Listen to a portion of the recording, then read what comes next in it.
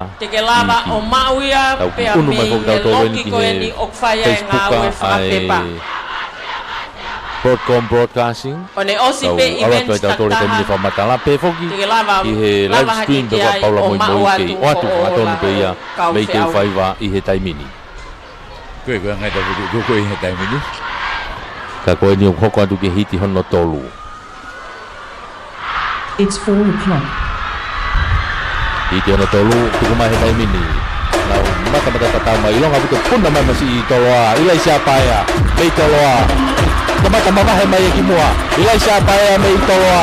Na wa mai jang fulu atu te pino. Toloa ewa tubo hai. Ria hauna apo. Tau te watu e taimini ki he hiti whakaosi. Tubo toa. Hiti whikawha. Lere mita te au a Junior Boys. Lane 1, Tupo College. Lane 2, Tonga College. Lane 3, Ewa Secondary Schools. Lane 4, Apifo'o College. Lane 5, Government Middle Schools, Ihifo. Lane 6, FWC Middle Schools. Lane 7, Tupo High School. And Lane 8, Takuila College. Sebastian Tonga Apifo'o, Aisake Wata, Ihifo. Fui lupe moi moi, apolotoloto Wesiliana, Siaki Ari, Tupo Hai. Pete long fa ivalu takuilau. Nau tolu ia he taimini. Whamalo at ke ngahi ako, ke tauhi mai e fia pa moi merino, moi mooni. Hiti whakao se whanau tangata loto. Pete tau hoko ke whanau tangata akata ki ikien. Loto, open, senior. O tuipe e ia e nesnolo. Iheni he kuhiku gai kau tama. I totola he kau tamalere no ia e national. Ako taimi ko fa fihe ko e ta fa matala ko na ulere whakataha. Tumai. Hiti whasi e nau ke mata tau ma ke ala kasi.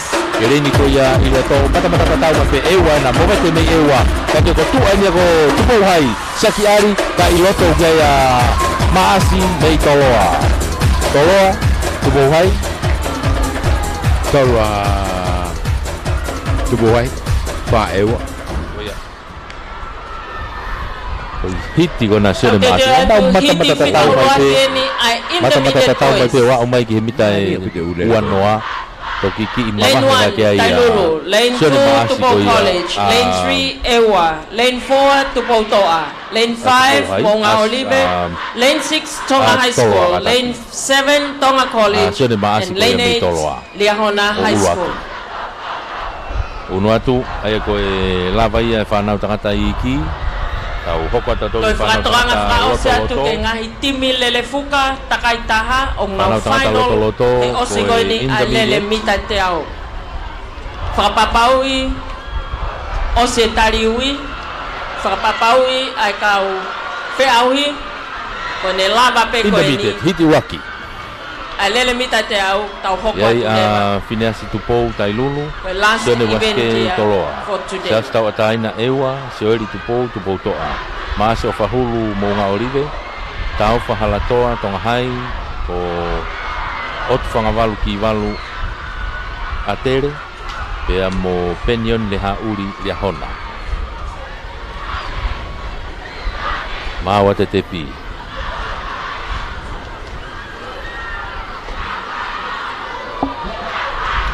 Mau mai mo starta. Tuku mai. Dai ki false starta. E nau te foki. False start. Tau toi kamata for all.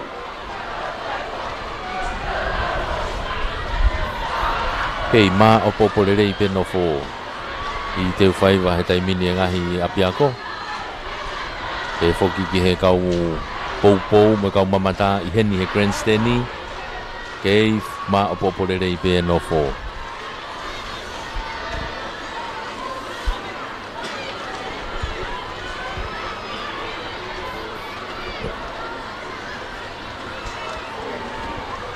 Ko e fotutu fo mai hiti uranki whanau tangata loto eni.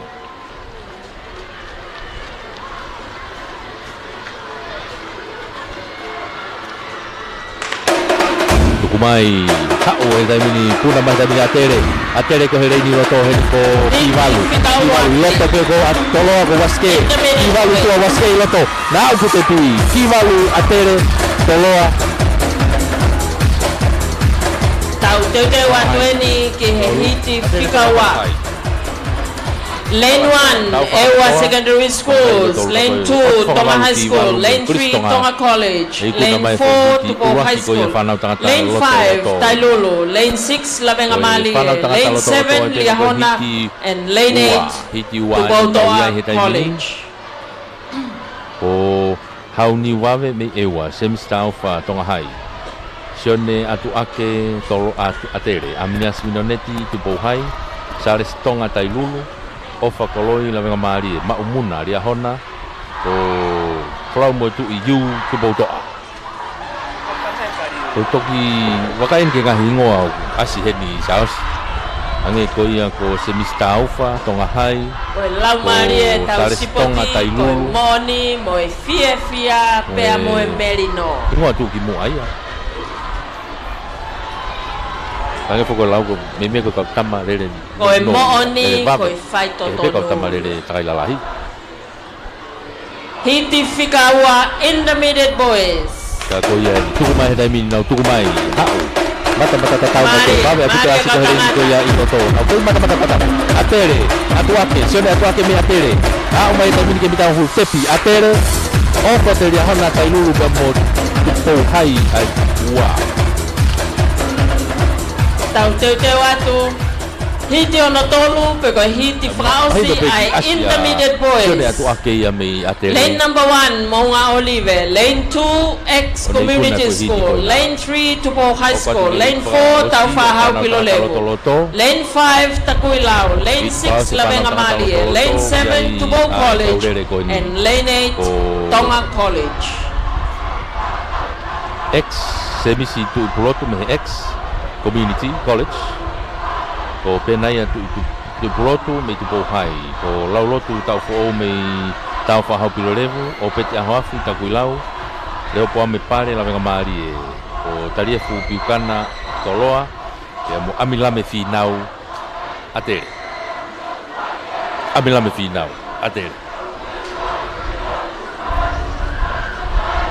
Kei whamana tuai pe whatoganga me pot ngau e polisi ak nau tolu o nau tui ai ngahi teunga ako ka oku ikai ke mo wako ka mau koe he kau polisi koe hia ia e whakailo koe ko nuku kau mai heni kore atu ke whana wako whakapapau ia me o kai ke ave ho teunga ako ke tui e hataha oku ikai ke ako ihe lelere mita te au ane nai Ako kalasi pe ko intermediate. Whakahoko mai me kau polisi ko osnau mau ai whahinga pehe pea oku whakailo ki nau tolu ki he hia.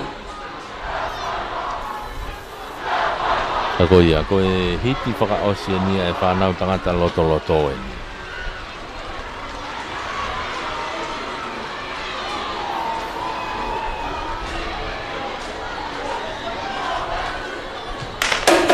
Mai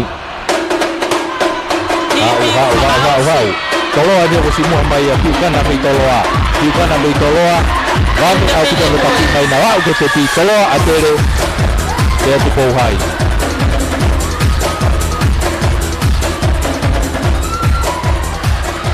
Te tau hoko atu lewa ki e hiti whika uluaki. Oh iya, iku na fo hiti ako ia I Open Boys. Piukana me toloa. Lane number 2 Tonga High School, Lane 3 Tupo College, Lane 4 Ewa Secondary Schools, Lane 5 Liahona High School, Lane 6 Tonga College, Lane 7 Labenga Mali Christian College, and Lane 8 Happy for All College. Hiti e ua koia o Open tangata. Hiti whika uluaki lele mita te au ai Open Boys. Si whapone toloa he toa takau. Koe ne lava pe Open Grade, te tau hoko lewa ki Senior Grade, pea whakaose aki lele fuka, final lele fuka, takai taha o 4x400 meters relay.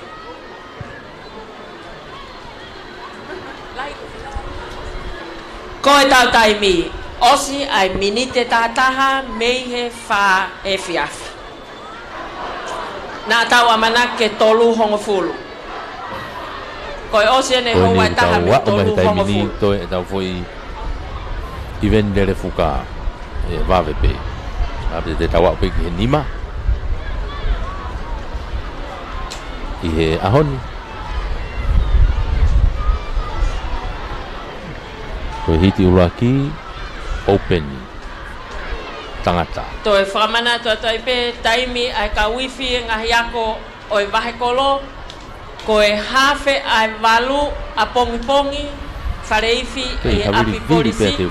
O i kai ko e hiwa o hange ko ia na rak whahoko atu. Alo maari e pe ai ea i aho koe ni e ua koe ni tau whanonga mai ai koe. Kataki whauri o e mea lele si wataha whawhit nima. Si wataha whawhitu nima, kataki lava to unaki o mea lere, kai alo e mea lere. Langa mai ka kuto e taha o ku tatari mai ke unu o mea lere. Mawahe mai me sāta.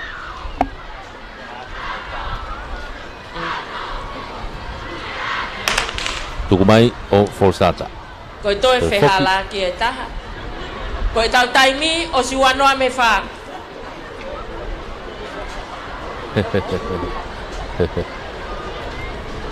Alu he taimini e mea ko e ngahi Forsata. O ku alu he taimini mo hange ko ki valoki. Hiti whika uruaki. Kau MC he taimini. Open Boys. Forsata.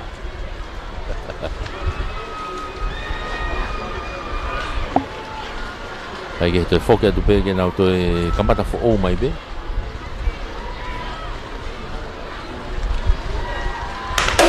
Tu mai. Ha o ta mine foi toko valu sutu ko ni.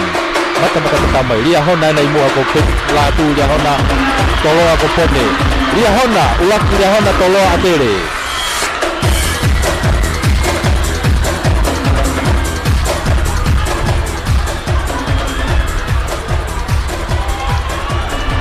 Hiti Frausi. Hiti Frausi ai Open Boys. Iko mai foi hiti kona ai Lane 2 Ewa Secondary School. Lane 3 Tonga College. Lane 4 Tupo College. Lane 5 Labenga Malia. Lane 6 Liahona High School. And Lane 7 Tailulu College. Ai Open hiti Heat number 2. Gaya sare si tau fo Ewa. 100 meters Open Boys. Devita pone toloa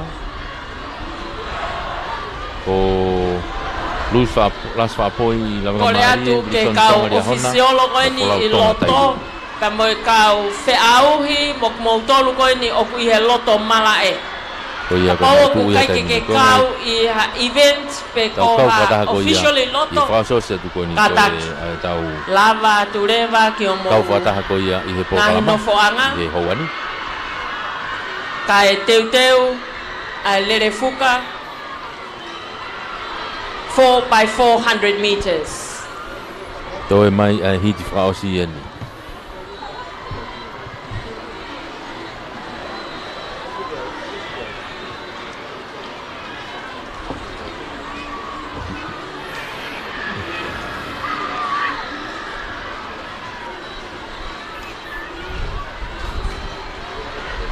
Open ni no tau iai he taimini Frausiosia ai ngahi lere mita e te au.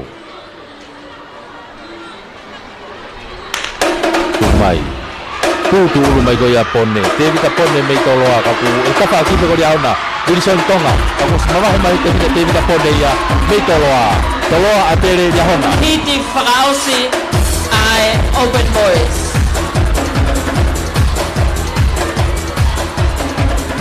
Toloa o te vita pone atenta follow me atere. Wilson Tonga me ia hona. Te tau hoko atu leva ki he senior grades, senior boys, heat number 1. Oi hiti mita te au.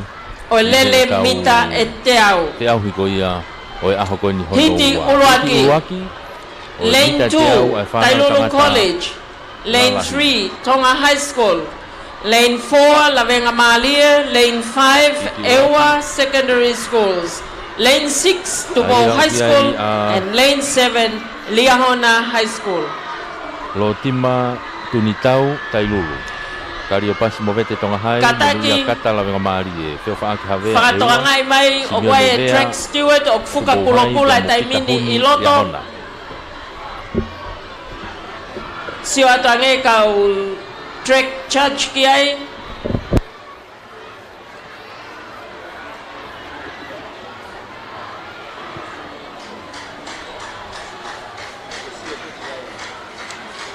Ki bakai atange peku. Koe lere mai a koe ni hiti koe hiti pe tolu koe ni uktoe. Hiti tolu uktoe. Os maua te te pia mi hen.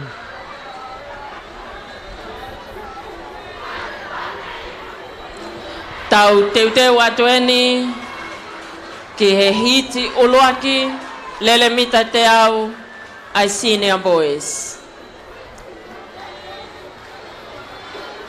Lolotonga ko ia o koe kore whakamato atu ki ngahi timilele fuka o mo final i he osko eni ke lava lewa o mo tari ui i he vave taha. Ai koe vave koe e aho ni koe ni maa. Na e tuku koe porokalama koe tolu. Tuku ai. Koe tuku mai. Hiti whika uruaki. Senior boys. 100 meters sprint. Ia hona ni tua. Pita huni me liana. Vave a pita kario pas movete ia. Toha hai. Kario pas movete toha hai. Ka vahe au pito. Ua lia hona tola ewa.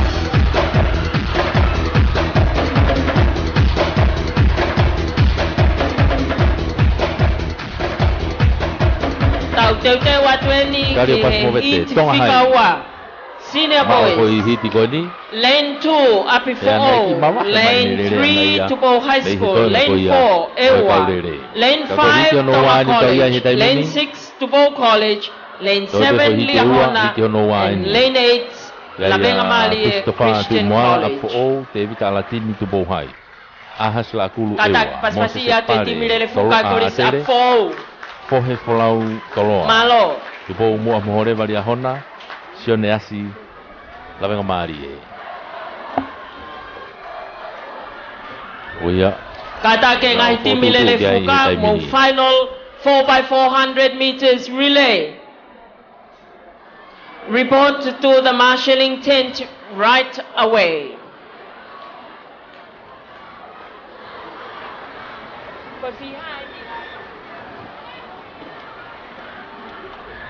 Toi pe foi lere e ua koe ni mita te au. Osi ai mini te tahiwa mehe wha.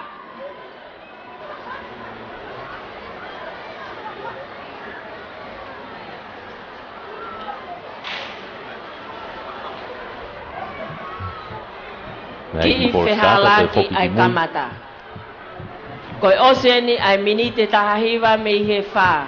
Toe e taurere fuka, takai e taha.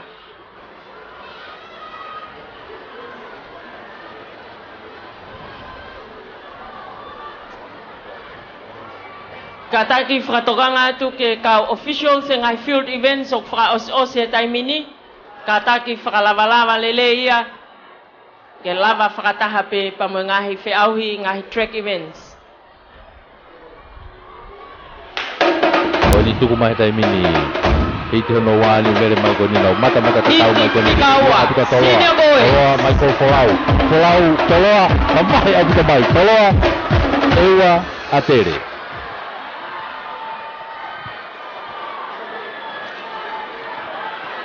Tau te watu. Hiti whakaosi. Toloa fohe. Koe lele whakaosi ni ai ngahi hit. Ai lele mita te au. Senior boys. Heat number 3, Lane 2, Tupo College, Lane 3, Api 4, Lane 4, Tonga College, Lane 5, Tailulu, Lane 6, Tonga High School, and Lane 7, Takuilau College. Jordan. Koe lele whakaosi ni. Paia tolu a fo'ou, sione tu halamaka atere. Ai senior boys. Tailulu, line unu. Koe ne lava pe koe ni, tau te watu ki he final. Afu. Ai lele fuka takai taha. Ai intermediate, senior, pamoe open grade. Moa koe no line unu asi koe ni. Kau ia he kau tuki moa, me i tonga hai.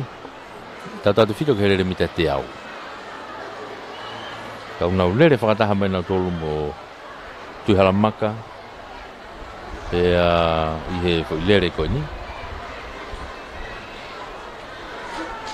Kake. Koe ni nau tuku mai koe ni. Mita te au, hit whakaosi.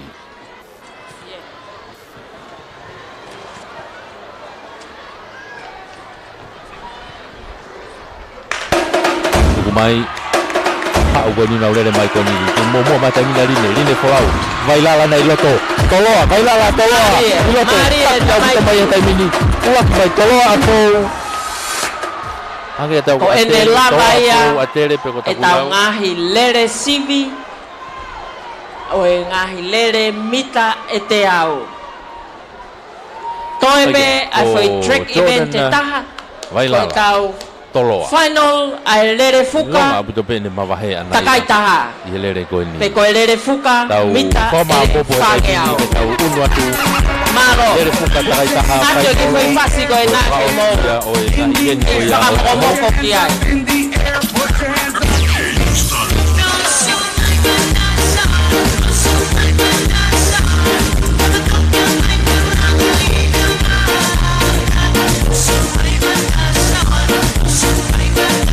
Oye, pues la María es hipotico y fia. Moi merino. Moi mooni. Oye.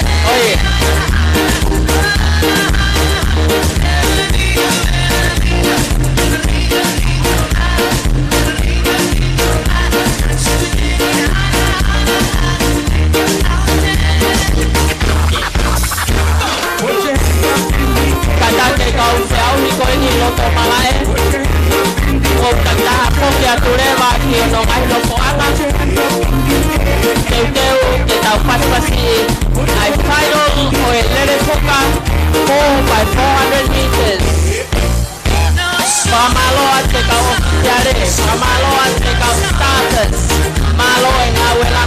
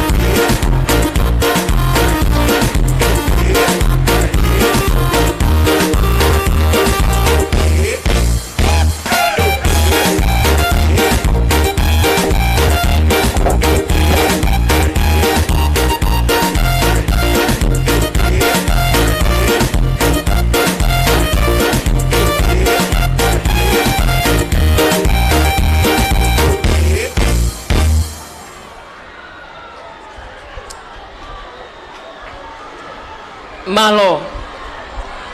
Koe tau event whakausi I he ahoni koe final o e lele fuka takai e taha pe koe 4 by 400 meters relay. I he intermediate girls o kuyai ai timi lele fuka Liahona High School, Tupou High School, Queen Charlotte College, Api for all.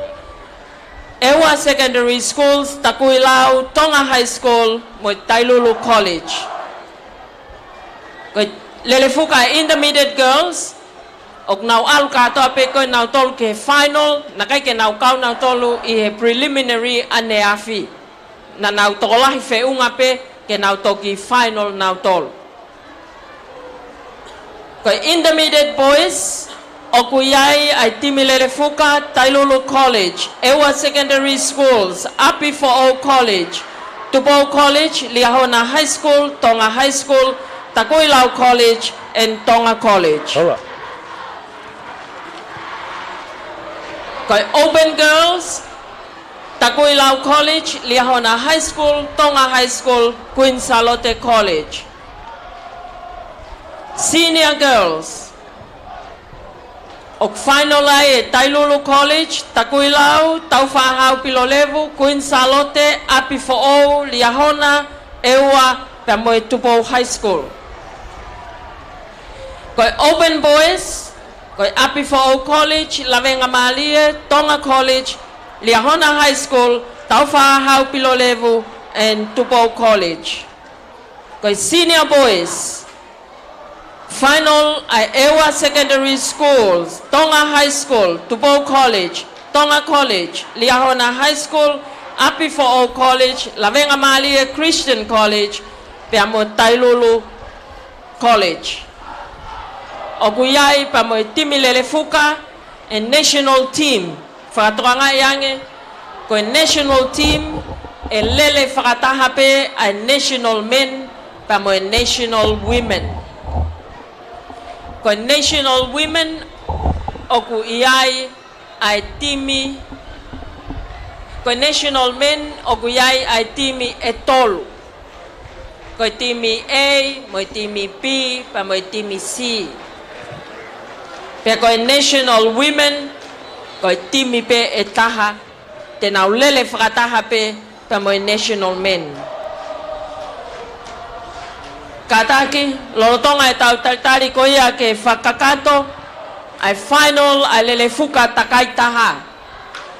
Kore atu ke ngahi timi lele fuka o stotonu ke ose marshalling he taimini. Kataki a tau turi ke taimi o vave pe ai pouri. Whamanato atu ke ngahi api ako ko ne osi e last event whakapapau iange o kuhiko ho mo ngahi vewe, tau hipe a teu whaiwa ke maa mo whakafoofa.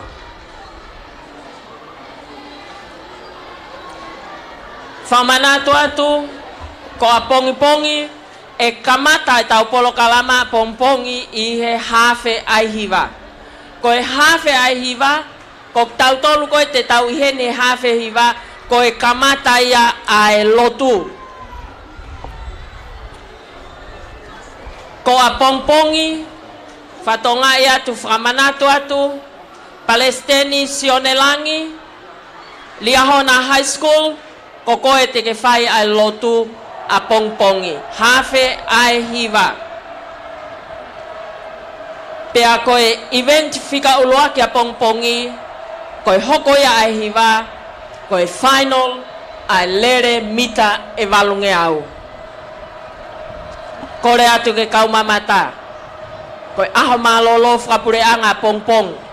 Koe tau apehe ono whainga mai rewa ki teu whaiwa.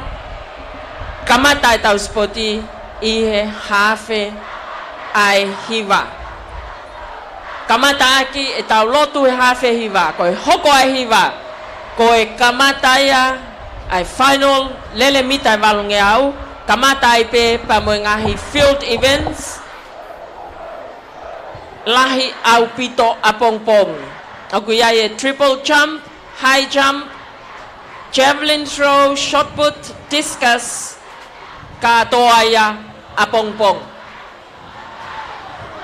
Whamanatot ke kapuli spoti, koe osi ai event kotoa pe, te ke lava o maua te ola, ai whiauhi ho kau sipoti, pe mei he loki, o kwhai ai ai ngahi ngā ue whakapepa, mo tauhi ai ai ngahi le kōti.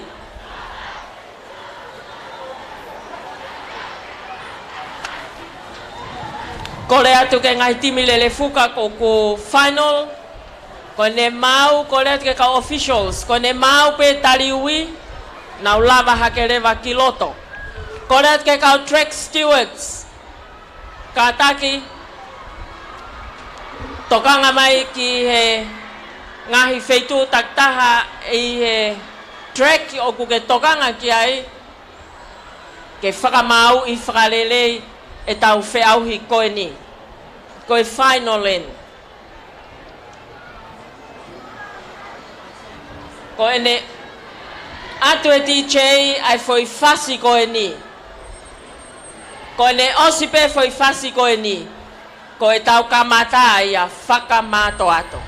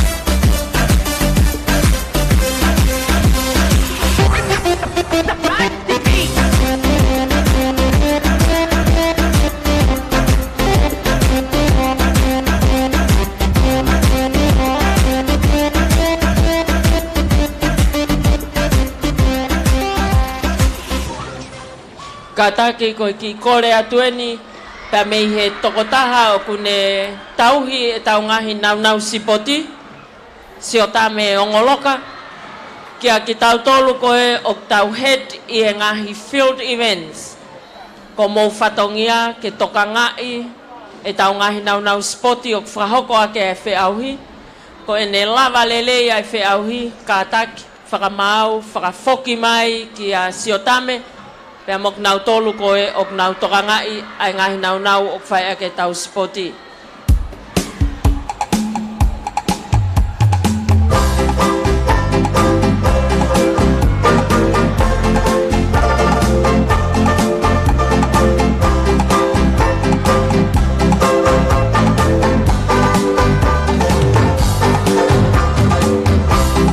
Kataki ai ngahi timi ngoe ni loto kau e final lere whakamamewawe tai nimi ke wheitu o whaia e tariui mau tatari atu kai kamata te aui na poru.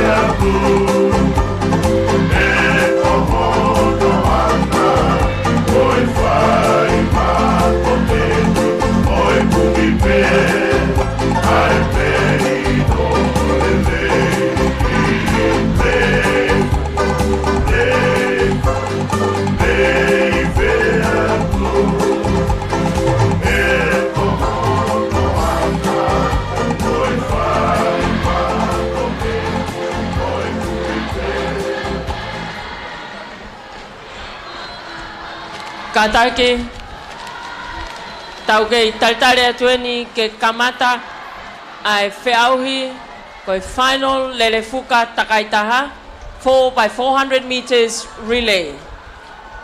Katake kau officials whakapapau iange. Koi taimi toi minute wafa kihe nima.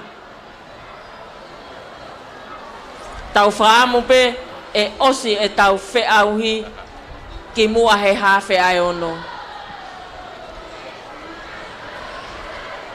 Katake kau ofisiare, kore atu ki e te niti o whaia e tariui, whakapapau iange kau Feauhi, pia whai mo tukumalewa ki loto, ka e kamata e Feauhi.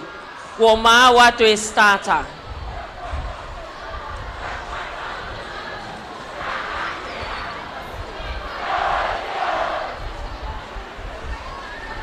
Kau track stewards, o kukore atu ke moutu hakelewa he taimini, whamore mole. Kau track stewards, kata ke tawhaaki whakahahake, te kai ke asi mai hataha. Kau track stewards, kata ki tokanga mai, whakailonga mai e wheitu o kuke tuku ai, ok mauinga au pito ke tau tokanga he koe final eni ai Lelefuka Takaitaha. Ko ngahi timi Lelefuka eni ko kamata ke nau iloto he taimini. Kataki ai kau track stewards.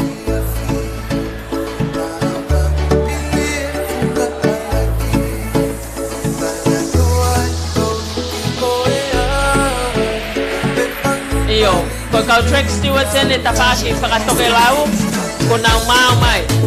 Ko toe tawhaaki whakahahake, aeni o whiunga tonu atu pa moi kolislia hona, o keki ke asi mai hatakotaha me ai.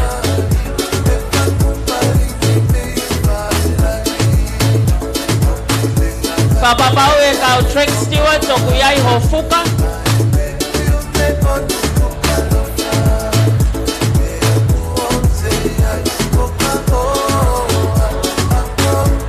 koi fuka koia o kulanui ne hina tawhaake taha, lan kulokula e tawhaake taha.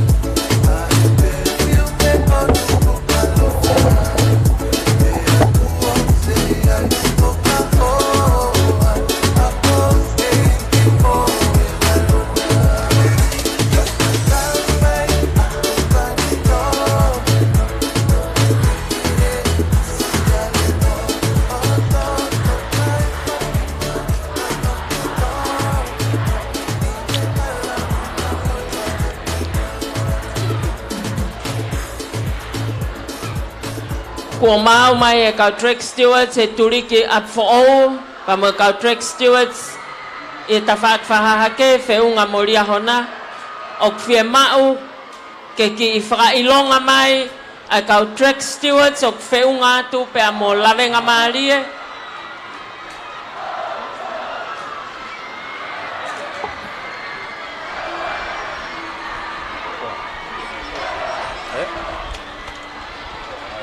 Kataki koe ki whahoko atu pe, koe taimi koe e tuku ai sipoti, o kuia e ongo matapa i teu whaiwani, matapa e taha turiki, koe kai koe turiki whiunga tonu mo Sa Antelu, koe turiki koe ni tawhaaki pe ki Sa Antelu, ka koe tawhaaki ki Halalahi. O kuia e matapa ai, te maulawa o hu ai, ki he turiki koe ni o e Wharekoloa Lords, o alu ke wheitu ko ia. Tawhaaki koe ni kuia e a takui lau, o kuia e matapa he turiki ko ia, pe a kuia e mo e matapa hua tu koe la venga marie, o huai i he turiki ko ia, ki he Wharekoloa lahi koe ki manga ia. Luna Eva. Te tau e whakaawa e ongo matapa ko ia, e lava ke mou ngawe aki ia, au ka mou ka awhi atu ki ai, ke wawe ai whanonga ki api.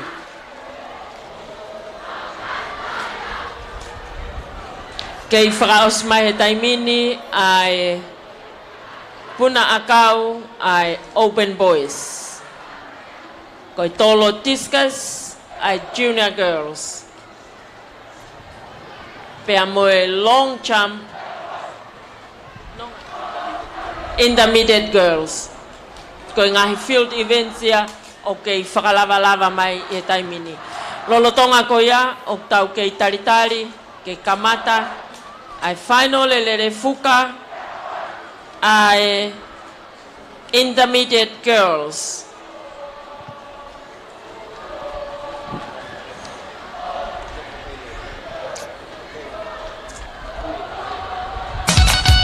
Para manato atupe o firma o que mamata tu ai kau mamata ki lere fuka kop tau tolu koi o kui loto kata tau tangu tupe ki lalo o fia pe ai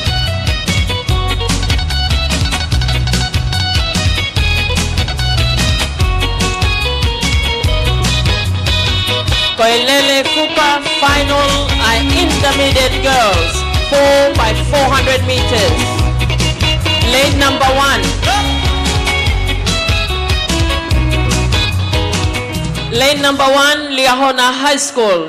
Lane 2, Tubo High School. Lane 3, Queen Charlotte College. Lane 4, Api4O College. Lane 5, Ewa Secondary Schools. Lane 6, Takuilau College. Lane 7, Tonga High School. And Lane 8, Tailulu College. Lelefuka takaitaha ay Intermediate Girls. Whakatoangayange kau track stewards. Amanaki ke kamata atu ay lele koya. Kataki ay kau sipoti konyo kui loto. Owa eto e lere o pai ke fiema u ke lere he tafa aki. Tukupe kau lere ke nau lere penato he track.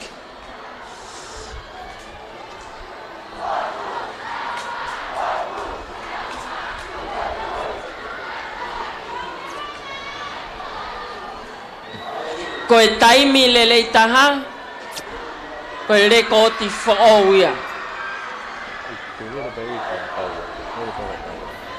Tatau ai pepe koe final, ka pau e laka taimi heat, ka koe ni final pe eni. Intermediate Girls 4 by 400 meters relay. Eh? Oi.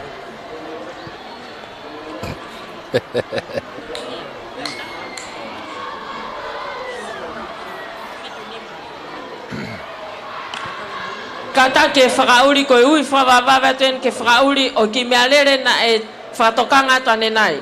Koe whika laiseni, koe si wataha wha fitunima. Koe osene ho waitaha ho no ui atu ke lava unua ki ho mea lere, o te kaipe ke lava to unua ki e mea lere. Koe polisie ni o tupe hewe mea lere.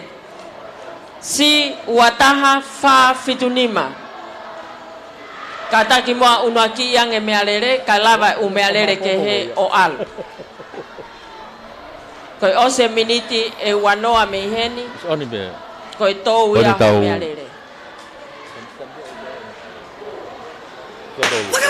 Kamata, final lere fuka mita e te au, ai Intermediate Girls. Loto he taimini kia Liahona, Tupohai, Queen Charlotte, Api4O, Ewa, Takuilau, Tonghai, Biamo Tailulu. Riki ko ia tuape ia ia Tailulu, Riki ko ia Tailulu, Kere, ia Ebola Tamaki, Kosela, Tuyono, Ana, Tonghai, Momak Tuyono. Pompa ni ko ia ko Tonghai, Kere ate kulisa Tupuros, Oribe, Tua, Kelaya, Oribo, Rusti Kapeke. Takuilau, Kere, Leio Lari, Perunga Maki, Peria Tone, Ameria Manpapai. Ewa. Papa mi pai ni ke petongi lagi dai mini. Dia ewa ure wa ke lo se tontonu lo se na parbai. Opa di tawaki ke mo ande lagi tau. Apa tadi ke petong. Tai lu ni ku apa dai mini. Petong ke fikawa. Petong ke ko tai lu. Au mai mulia hona petonga dia hona petonga tonga hai a eua petonga ta futsalo te eua ta mina tonga hai o petonga petonga kwa o petonga ta bilau petonga te dai mini bia mo tupo hai petonga ya final ele fuka kita sange au ai intermediate girls yan tama atoa mo Anthony taki mai e tai mini polisia na ua haka tai lulu tolu haka polisi salo te satu ya ewa ya hona tai lulu kun salo te dia mo ewa na tolu na mu ha tu dia mo mo we dai a un ti ko mo wa a unu mai ya tai mini tu mai tai lulu tu ko ya dia hona Bawa kapal tadi na tayo dia hona. Kau kita ni hono wa. Unai. Kucalo te na tolu. Teu petong kita tolu. Mai. Petong e tai mini kolis tai lulu. Petong ya hona. Ongo ate kolis kucalo te. Petong e ta po ewa. Petong monawa. Kau pun ka to pengiri ni wa si hono. Kata ke kau kolis kula. Ya, ona ki ya te kata ko to ko ni loto. Ko ya ya ko ya aka tayu. Tayu ya hona kucalo te. Va be mo tulia po no tua. Me fa que eu acho que tu apoia o apoio de ma. Eu que na que tem que dar o haque, já que vai cuidar de haque. Então o meu tem que a tayu. Ya hona mo tua. Ele foi para cá.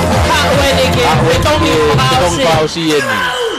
Aun di tong pausi ke tak dapat tayu. Ya hona. Kata ke kau di babu calo te. Owa eto ere i tapati. Doi mita te au ke petong i pausi. Ke taki mai pe tai lulu. Turi mai koris kun salo te. Kau ke koris yauna. Wa mai yai. Kalau tadi itu lumayan kita ini. Hak ada di petong pausi. Petong e mai salo te. Salo te. Tayu ya hona. Oh, na kuofe tu ya na. Turi. Takai pausi. Mengona salo te. Apo. Takai pausi ke tepi. Ya hona na. Mata. Taksi hati Apo ya. Uang hati koris kun salo te. Mana kaya ya apo. Takai. Opo haka tayo yauna. Taki mai koris kun salo te. Salo te apo. Tayu. Doe mitai uang e au ke tepi ke tayo. Ya ke mai ni uang au. Mari au pito e pito. Okay, tatau mai be. Salo te tayu apo ya. Mari. Kei taki mai pe koris kun salo. Taksi salo te. Salo te. Doe mitai te au. Haka tondo te. Koris kun salo te. Ua tatai lulu. Ika tolu mai api ako malu. Ya hona apo. Wao mai ke te pia tai mini. Wao mai. Ua ke aku ai koris kun salo te ko pita di kola. Ua koris tai lulu. Tolu atu. Liahona High School. Lucky ua Koe lava ia. Koe lava ia final ko e Malo. Fafofonga me ako malu matonga. Mo paspasi atu. E mo kolis takoi lau. Malo ai lava.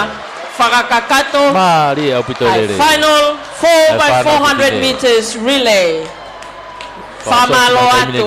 Tupo High School. Tupo hai ni Whakakakato. so si mai. Ai whiau ni koia. I he taimini. Koe lava ia e whiau lava ia e ni. whanau E fuka whiwhine takai loto-loto. taha. Intermediate girls. Tau unu mai Te tau hoka tu rewa he taimini. Whanau whiwhine la Ki he final.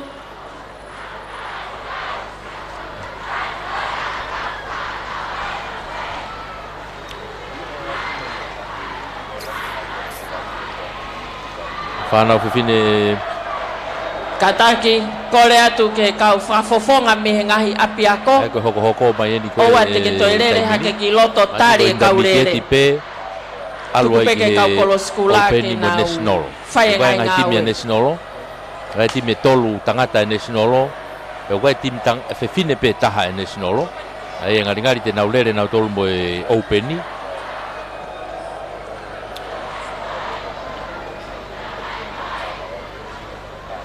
Ka koe a koe tau wa'u mai a koe ki ai he taimini wha osi pe ai aho. Ke mau whai mo unu mai ki loto e stata hoko.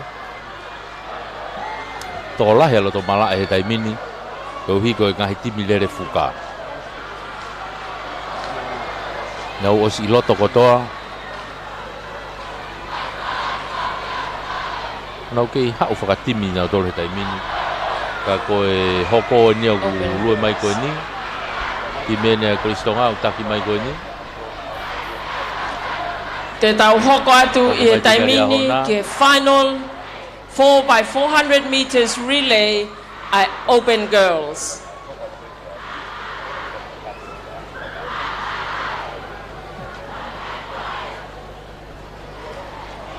Koe Open Girls o kuiai ai timirele fuka e wha.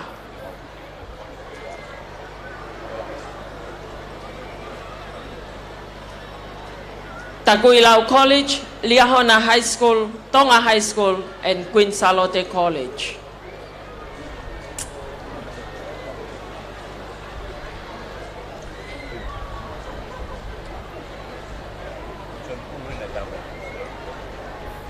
Katake ak nautolko ko ose nau feauhi, foki aturewa ki o maungahi no whanga.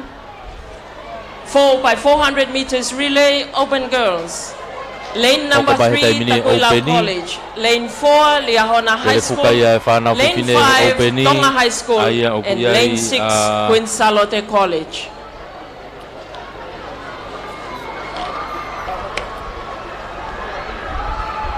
Liahona. Ko Takuilau Liahona Tonga High. Ke amo Queen Charlotte. Ko e timi ko ia Takuilau ai a Maria Manapai ko Maria Paseka ke Fipani whakao fiofi mai pe ke feitu koni o ku kamata e lele fuka ana ponas Lireta Luka kai oa to e ui atu montol ke mo feinga mai kataki o ku vave pe po uri sela vakauwaka Mirika Fifita mo hola tau kafa Tima Queen Charlotte ko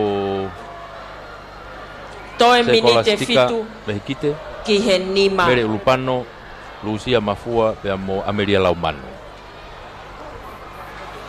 Aia koe tau teu teu atu, ke final, ma lolotonga lele fuka, mita e whangeau, pe koe lele fuka takaitaka, ai Open Girls. Paula Moi he Facebook, Paula Moi he YouTube. Kone Open Girls, te tau hoko atu lewa ke Senior Girls, ka tau tok hoko atu ke ngahi timi, ai whanau tangata. Hure waki ai. E kai to tala tu pe como maheni ko alu ni ko ke te mari ange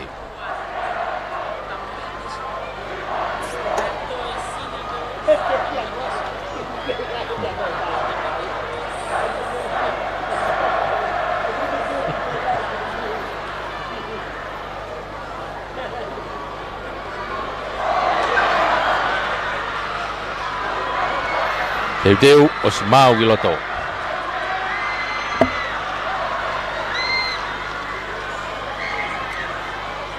Kadaki ka track stewards, kamata atu. Lele fuka takaitaha, ai Open Girls. Ime Queen Charlotte. Taki hake niwe lele fuka Tonga High School. Figa ua haka Liahona, figa tolo haka Takuilau, figa paha ke College Queen Charlotte. Bea Tonga High, Liahona, Takuilau. Tonga High, Liahona, Takuilau. Charlotte e Kimui. Nake mai wange au ke taki mai pe Tonga High. Liahona pe mo Tonga High mua. Takuilau pe na tua koe o fafine. Malo elele. Feinga pe ke au mai ke tepi. Tataria de fetongi fikaua. Goia. Lele tinu ke fetongi ke fikaua. Ako malunga Tonga College Liahona Takuilau. Ke feinga mai e whakapokonga College Queen Charlotte. Koe tuai pe kai ngai. Tonga High. Fetongi fikaua. Tonga High School, ke tonga Poliahona, ke tonga Takuilau. Kau ke tatari peke, lele pikau roke, koris kusalo te. Tonga High. Koe me tari make heia. Kau ea me tari, oe kita ki. Toa ni kungato te hopunda e toa hake. Pas-pasi ea te whakapokoma, koris kusalo te. Malo. Tapau te ke tua lau o ves lau o topa ke toki lere. Mua pe tonga hai tai mini. Takai mai berni. Malo. Penga tai peke e mau e tepi. Oia, petongi pikau. Petongi na kunsalo teni. Una ke tai mini petongi uaia. Tonga hai mua. Toe mita te au e whakakonga tonga high school. Kihes petongi pikatolu. Pau ni. Tonga high school. Pikawa mata kuilau. Pikatolu mai. Tonga hai. Kolis Poliahona. Kei tuli mai ai kolis kuisarote. Petongi ate ako maarunga tonga. Petongi pikatolu. Petongi ate mata kuilau. Lucia, Papua. Teng ate Poliahona. Poliahona. Malo. Petongi mekia. Ada kiko. Petongi ate Poliahona. Kanete pangake. Hau jai. Koe kau taha Coca-Cola o nau komai ai metari kihe toko taha mate asi koe kitaki o e sipoti. E mau e timi nere fuka koe ni. Malo kolis kunsalote.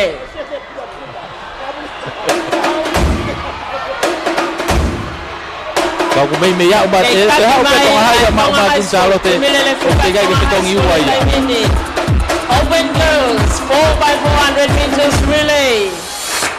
Pikawa mai kolista kuilau, pikatolu mai. Mana kita turi mai takuilau ke pipani turi mai ko wawe au pito.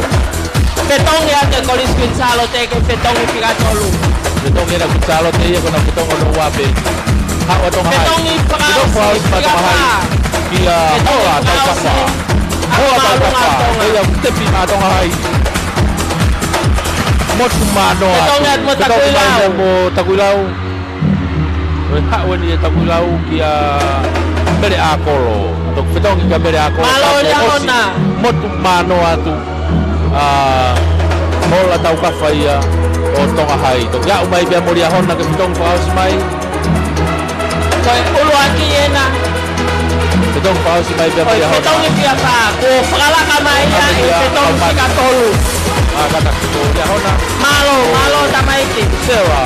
Tonga uwen ako petong paus dia hona. Tako di ko tonga hai dia. Lele buka tengah final. Ya ke mai ko dia ki ha. Pa umai dia kalau mai.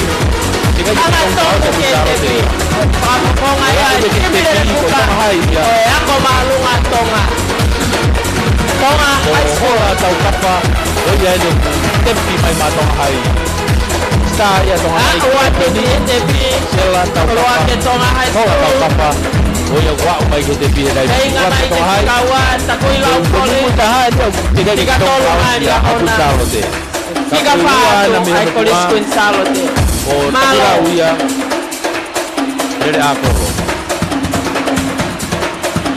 Dari akolo takuilau. Ona ko pedang paus ya. Malo. Ya.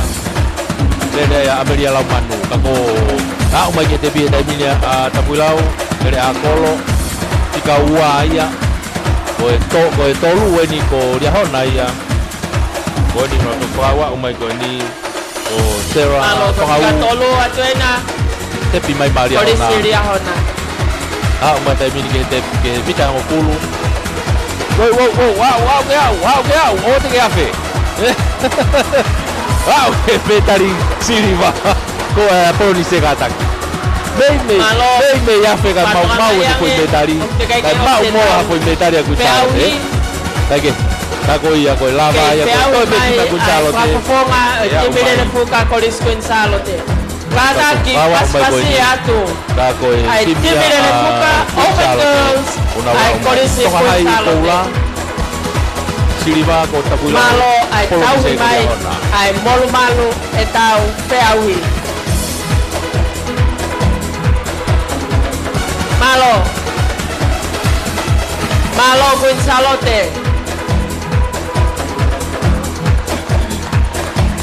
Kataki paspasi atu. Koe lau Maria ia o e sipoti.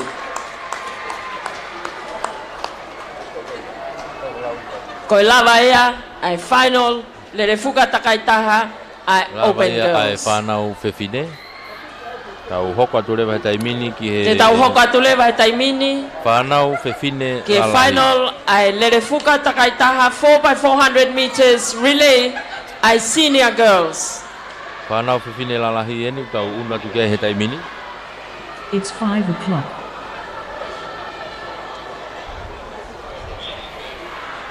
Kona tolu ia hoko atu kia final o koe ni. O wiai whamalo atu ke kau officials e ngahi field events. Queen Charlotte a fo o. Kua lava ho mo ngahi whiauhi. Koe whakatokanga atu pe, ka taki e tau nau sipoti. Ka taki o whama opo mai, o whakafoki mai, ke tokotaha o kune tauhi tau ngahi nau. Sio tame ongoloka, ke tauhi ai ke hopata ke whiauhi a pongpong. Kei whama popo mai pe me he tariui mai me he starter. 4x400 meters relay, senior girls. Lane 1, Tailulu College. Lane 2, Takuilau College. Lane 3, Taufahau Pilolevu College. Lane 4, Queen Charlotte College. Lane 5, Happy for All College. Lane 6, Liahona High School. Lane 7, Ewa Secondary School. And Lane 8, Tubo High School.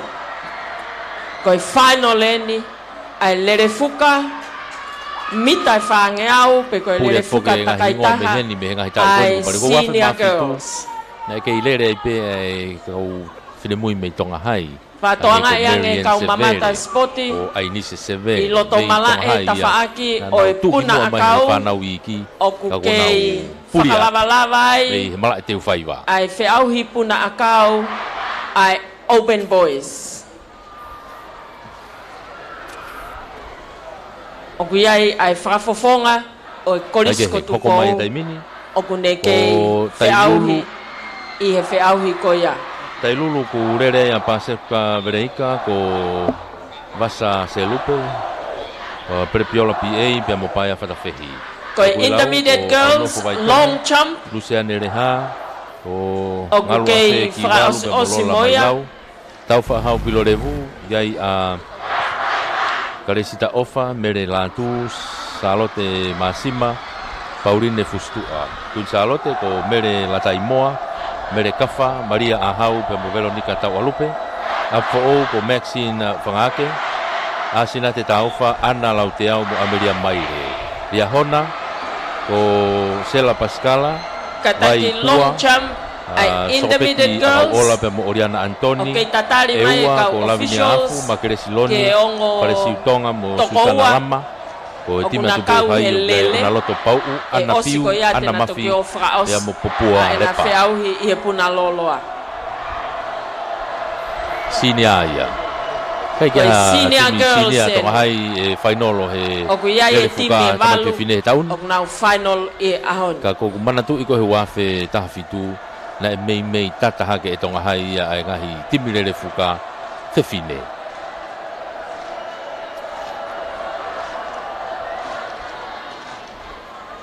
Kake ka ko ni kuna u foto tu ko ni.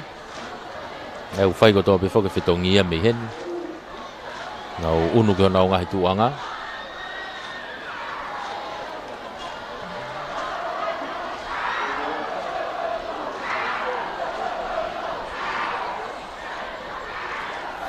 Unu ko nau ngahi tu kore peke hufanga tai pe ngai whatapu kai hoko tai pe ngai whamatala ko ni mei he teu whaiwa. E tau to e whakasi osi pe ni o e ngahi lere fuka takai taha ko ia o e whainolo o e whiawhini. I heni i he malai teu whaiwa. Whamalo ta pe ki he tau kei kau whataha mai i he whamawholahanga tonu o e whiawhini. O e teu teu he taimini ko e whainolo ia o e lere fuka takai taha ai whanau whiawhine. Sinia. Ai au kei timi a Tailulu, Takuilau, Tau Whahau Pilorevu, Queen Charlotte, Afo O, Liahona, eua pe mo tupo hai. Ko fotutu ko ni le fuka o ki ke heia me he lele anga maheni ko ia o mita whange au. Ko alu fika walu ia o alu ia o ki tonga hai. Ko anga maheni ko he tau fika walu ko koe i he lele mita whange au. O ngata mai pe atere. Ko ko tutu ko ne le fuka o tataha ia o ki tonga hai. Ke no anga ko tonga hai. Me ia o tue ke foi matapa ko he turi ki tonga haha ke. Ai mama o ko e na wanga na tu.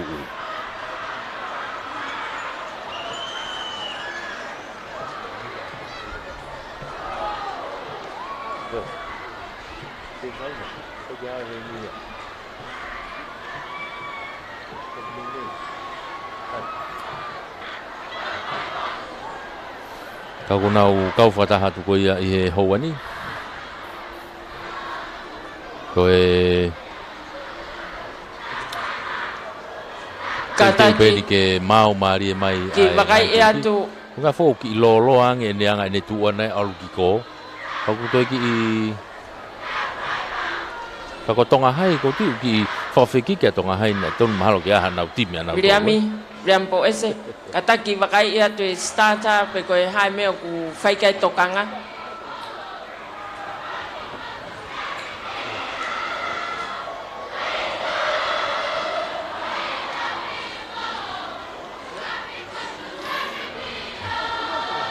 ko ku ke ai ki popo tala no me he tau timi starter. Ko hai me ko malo ko mau atu ai starter ke kamata ai ngahi fe au hi ko ia pe ko le fuka ko na to ko si na ha hi me na te ke mau ai pe ke tu ko te mini ai senior final 4 by 400 meters final ko ni ewa na itua kura ta ewa ia ke hawa ta ko hai ke lai ni tua le fuka ta kai ta kai ko fa ai ko fa ko ta kai fa ko ta kai fa ko to ni te to fa ulu ba dai mini ta mai a ewa he na wa au ko ni to la ha ke a ko ni ta wa ngau lo mai ke ta me pe ya ha na ko la ka mai na ko mai pe mo ta lo pe le lo to que yo me fai que aquí a wapi ape mai ka ko ke hanga do to dai ta mai pe a tu chalo te dai mini a po ya ona chalo te ona po la to ro ni tu dai chalo te po ya ona wa ko ya ona ka la ni mata ono ewa petong waki malu petong da chalo te petong dai lu ya ko ya ona o ta kulau i to pu petong ya ona petong ta ewa petong ta ka pilore petong ko ti mai alu dai min apa ya ke ya chalo te apo ta ko pa o to ya ko ke ka wa na o ko ke hanga to no dai min ba ka ke kala ka po ya igawa ta chalo te to wa tai ko ka tua sa te mo panga ko ya hona fika pa ke mai ko ri sa ko turi ke ai ko ri chalo te fika to lo mai ko ri sa apo mai ya ko ri apo chalo te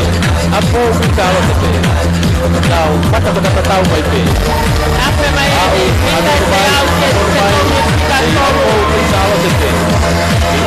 chalo te Koris ko chalo te mo koris ko mata bisu tong sawa petong ya te ke petong tiga tong pe ko chalo te apo ale re pai mini mau ko tau dai ke petong ya tolu petong ya dai lu ya hona ta ko lau alu take ake koris ko chalo te muy muy o que con to a koris ko mala ka po pe ko chalo te apo pe ko chalo te i e ua ki mo wa tao me te apo da me ta ki tu ya te me tua ku sa o te pilo mai ke te don pausi pilo mai ke te don pausi ala ka kalia apo ku sa o te apo ku sa o te ta ke mai be apo ta o ko ye ni Maria ko o mai ko ni sa lo te Maria au mai ko ya au adon mai dai ni ke te pi adon mai ke te pi ke ton in frausi o res kun sa lo te o mai apo Maria foi pe au ko ya ke ton in frausi ke ton ko kun sa lo te turi haka apo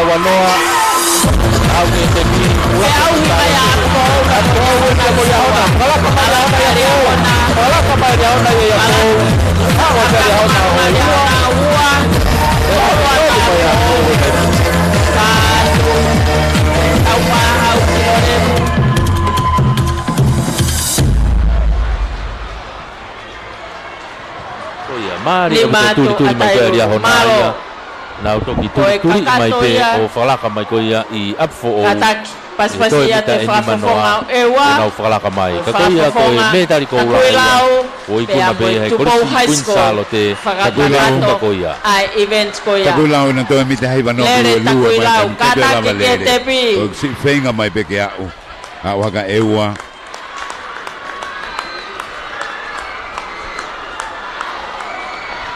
Tupo High School Mari le koni ha ue fetongi fika to lugo ya mai ko ke turki to pe lo to pe le ni kai le takai ha ke fetongi I ta fa ki ko ai ka ko skula spot Mari spot ya no hiba fa nga ya patonga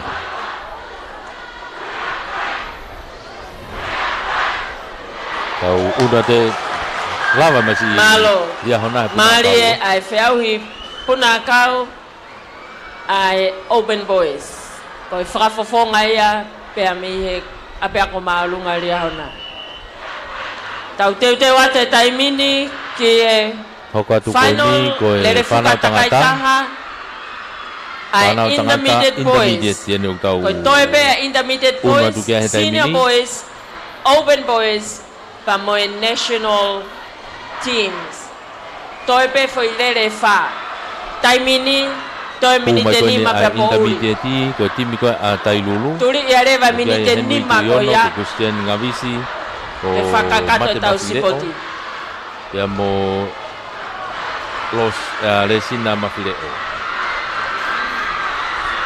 timia ewa ki ai siasi tautaina intermediate boys 4 by 400 meters relay lane 1 Tailulu College lane 2 Ewa Secondary School lane 3 Apifo College lane 4 Tupo College lane 5 Liahona High School lane 6 Tonga High School Lane 7 Takuilau College and Lane 8 Tonga College. Sione tautua a pe mo penioni le hauri. Timia Tonga hai ko se Mistaufa Christian 4 by 400 meters relay. Final intermediate boys. Sione Folau hingano mo unga mo opeti o Huafi, a Huafi kadaki. Timia atere ukia sione atuake te vita koloa ilaisia safi ya mo te vita haangana ai ko ngai timia ko ia o ngai kolisi ko ni o nau final ko ni i he lere fuka takaitaha o ku kei fraos e tainimi ko pole vault ai open boys pa mai national men to ate fata pe a moe intermediate girls ko e ga ko ko e ave peki he ambulance ke baka ibe ai ko lere matrimony lere mita fange au ia ko lere fuka fa fange au e au tu ko nau ngai tuanga he tai mini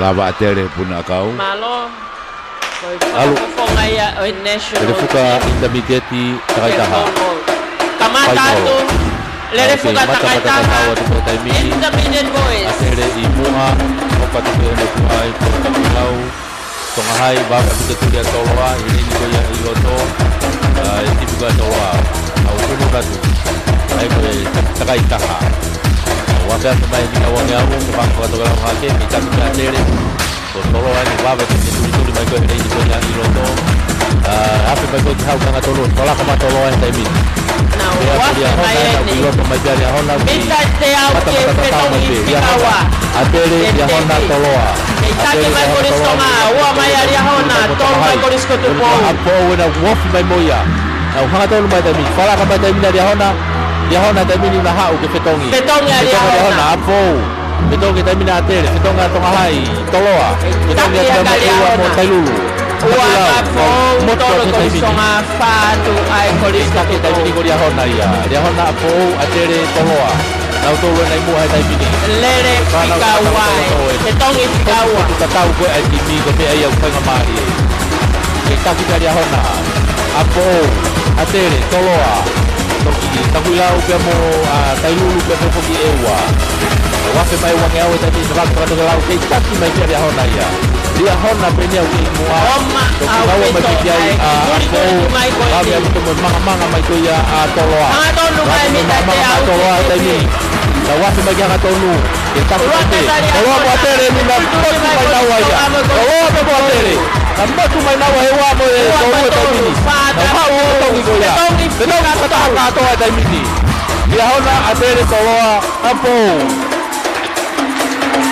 Kau ketong kata tongi katori kata ko ni oma au piton ka performa me ko to au ta mini dia hona kalau mai toloa dia hona mita dia hona atere ake ake kolisko tu wa kalia hona ake kolisko nga apo kalau kata mo atere ya kalau kata atere au tawa kau tau aku mai ta wange au kita ni manoa atere toloa dia hona apo ake ku be vai ko ya tama apo ya I ho apo ki mui Aku main ko ya hanga ko tai mini tak tai mini ko atere ya toloa dia hona atere toloa dia hona kolistonga dia hona atere toloa dia hona atere toloa dia hona kalau ka bai toloa kita enggak atere kita dia hona kita enggak toloa Tau ingat na de tolo ko ni satu lau kita tidak atere dia hona toloa va me tu dia ko ya toloa ai tai mini ki he wa ki dia hona va me pe mo tu dia ta dia hona ki atere mari ko au pito ai toloa atere dia hona toloa konga dia hona pa mo kolisko to ko na ko kata ha itake be kolistonga mai ni mitai wa yao na ko kata ha tu tai mini atere dia hona dia mo toloa tai mini atere dia hona mo toloa ko kulu mai kau kata ha ai be dia hona toloa ko kau ko ke te pien ha ke te pien ko kolistonga wa mai mai dia atere te taki atere dia hona atere au ke te pien ka ba toloa Tapi aku malu dia hona mari aku betul lau ai Malo. ko ya kau atere Kataki toloa pe mo dia hona kau ofisa meri Beta kai Bukan uloki te fangalayo ne ko enao. Tukwa tupeki Tama mui kai ke ko a. ai lau ko Ata ke kaulaione. Maria opito. E fia pe meteniti. E mahino nei mawaheri a hona ia. Ka koe turi atu ko ia. Koe lava ia. Ai final 4x400 meters relay. Intermediate boys. Ona o whakaosio si whakataha mai ko ia. I he taurere mai ko ni. Ai koe lava ia o intermediate i. Tau hoko rewa heni ki he openi. Kako me kona talawe kia nena i e lau e. Ai hoko ma kona e loa tai mu tafi muatat me heni. Te tau hoko atu i he taimini. Tau lopo ka nau tuu ke te sio ki fe. Unau tau sio re rei ko tope. 4x400 meters relay ai open boys. Nganga pe ia. Hau koe whiawhia pa koe ke te ilo e kiu ki o lunga. Stai me ke whakahuna te loka polisi.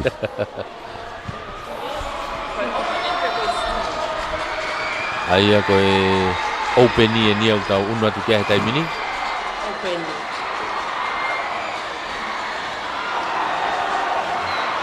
The final 4x400 meters relay. Open boys.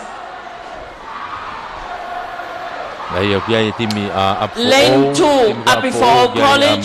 Lane 3 Lavenga Maria Christian College. Lane 4 Tonga College. Lane 5 Liahona High School.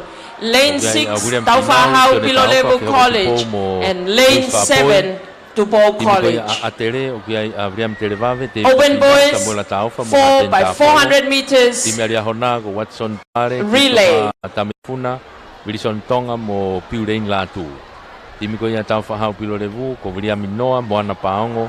Lane 2 Apifo College. Lane 3 Lavenga Malia Christian College. Lane 4 Tonga College. Lane 5 Liahona High School. Lane 6 Taufahau Pilolevu College. And Lane 7 Tupou College. Henga penga hengo kona na fi. Whakatoka ngai ange. Kono mai ngahi ngō koe nea fi. Koe lava e whiau he open boys, te tau hoko atlewa ki he senior boys, pia tok whakaosi a ngahi national team. Te peke ngau e whanau ako muna ngai no whanga. Ke maapo meri ahona mehe, a fōu, a bak marunga tonga, koristonga, kunsalote. Koe taha ene ngahi lele maari e au pito i e ngahi whiau hi sipoti. Whamana tatu be a pongpongi. Ona tukua mata tuelele taimini. Toro ai tua. 4x400 meters relay. Open boys. Mari e topo. Mama e abuta toro ai ya. Toro e na mama e abuta e mo mama e tutu ki kali a hoka. Tu o se tapa apu e tu pe ki a toro. Wa te mai ne toro para te e para e. Ka mo ngau. Taki mai pe na mini ko toro. Ka me te kali a hoka. Te tapa apu e ko atere. Ate mai e hapa mai ko le stoto ko. Ate mai ke mita te au. Ua mai ke kai ia hana atere ni pala kamai ia hana. Ke kaua mai. Koristonga. Ka toro ka dia. Ka pau. Sama atere kalau mari apa atere ni dai ni. Mama mai ke waktu ni. Petong ya ke koristonga. Petong ka atere Petong mai petong kawa. Mari kita pau. Alu. Kasi pia tolo ai dai ni tolo atere dia hona. Apo o ni pa ve mo de turi atu me tua. Ala ke ni pa ko ya ai. Ala ka dai ni ko atere tolo dia hona. Ma ka ta tolo ko dai ni. Atere tolo dia hona. Mari mai mo apo na tua mo yo ke pa ko mai ko listonga. Turi vai ko listonga. Ko mai dia hona na tua. Ke kasi na dia atere. Pita ideal e o fica todo te toloa le moria hona wa tere te toloa ka ta o mai wa ia dai mini e ha ko te no ko ni o manu ha pa ia te tong manu ha pa ia tong ko listonga awa te tong por eso tuvo ko ia a tere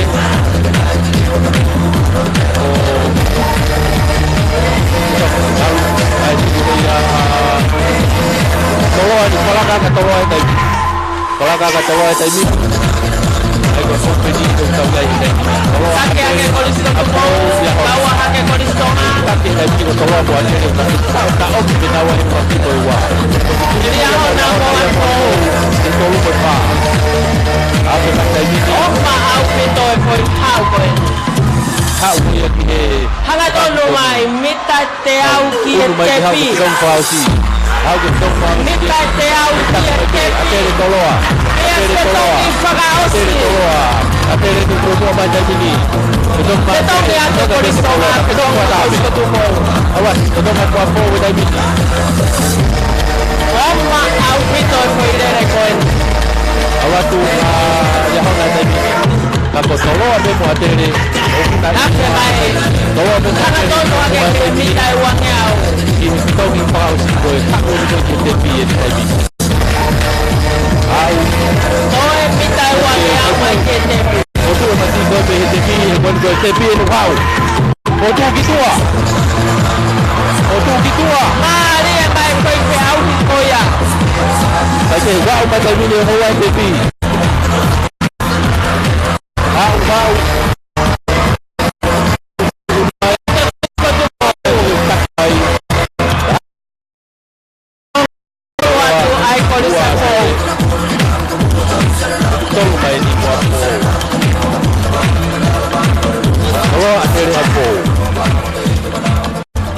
Legal, Rifo. Koe lava ia ai final.